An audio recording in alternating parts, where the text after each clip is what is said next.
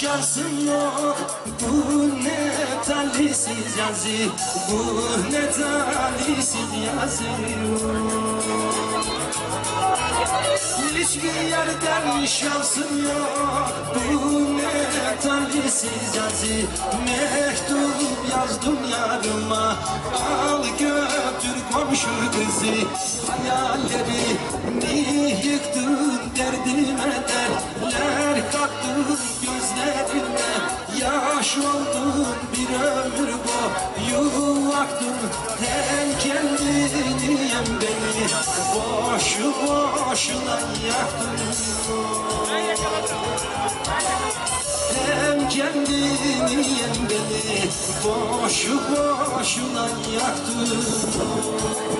Sen var ol Umut Ayvan, var ol.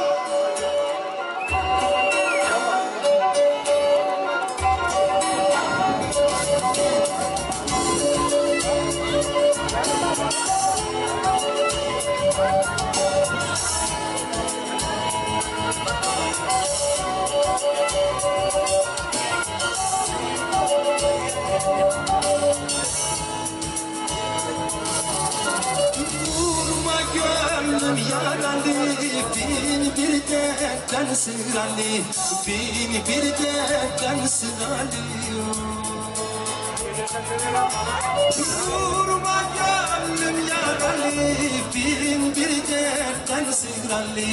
Boşu boşuna açtın içimde yaraları.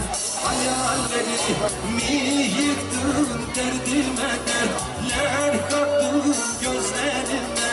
Yaş oldun bir ömür boyu baktın, hem kendini hem beni boşu boşuna yaktın.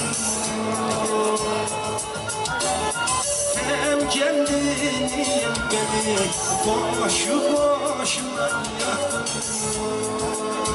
Bana, bana! Vur kemençenin teline Umut Ayvan.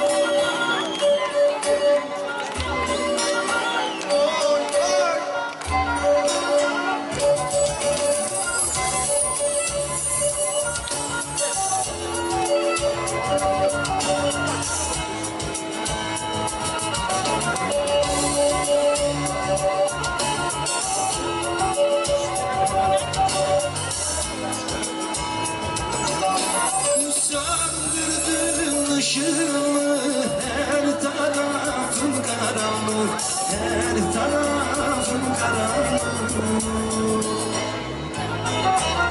Söndürdün ışığımı, her tarafım karanlık.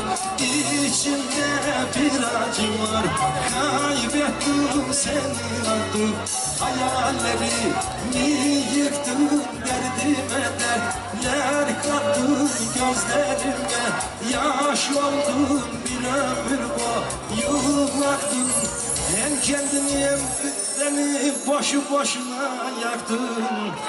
Boşu boşuna yaktın.